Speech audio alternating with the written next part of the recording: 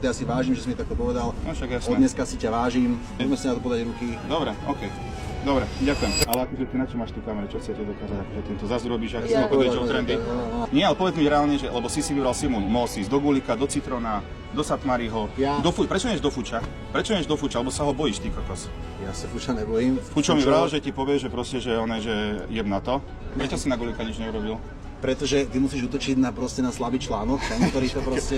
Ešte mu na slabý článok, že celkom sa aj darí, ako čo si týka úspechu kariéry a takto. Ja nehovorím o úspechu, ja hovorím o tom, že proste na niečo povieš a hneď proste to rieši, je z toho hotové. V tom je slabý článok. Kolik by to mal pičiť? 100 týždní. Dobre, pôjdem, tu už dorozprávam a pôjdem. Ale poprosili ma, aby som to neriešil. Tučná je symbol proste toho, že ona vraví, že ja môžem hovoriť na všetkých, Rytmus ja nemôže povedať nič. Môžeš, keď je to vtipné. Ale to bolo vtipné.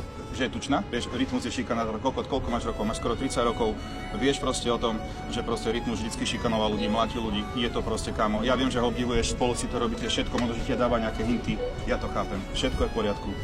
Ale ja ťa chcem fakt slušne poprosiť, jeb na to, už nás to, že nebaví, ja viem, že ignorácia je najlepšia, ja viem, čo potrebuješ, proste to je tvoj content, provokovať ľudí, robiť im zle, ja to úplne chápem, ale kamo, však zase ty nie si koko, ty si vychcaný, ja to chápem, ja to všetko berem, čo všetko robíš, OK. Pocit, že teraz je taká bublina progresívnych komikov, ktorí chcú stavať bariéry. Sorry, progresívny vôbec akože tak niekedy dojde na iných komikov a takto a uvidíš, že proste mňa tiež to serete, takže vieš, na jednej strane barikade sú slnečkári vyjebaní, potom sú že tí dezolati vyjebaní, tak to sa hovorí, že sú bez skupiny, ja chcem byť v strede niekde a proste ale byť normálny. Proste jednoduché nebyť kokot, to je proste všetko, alfa omega všetkého, nebyť kokot.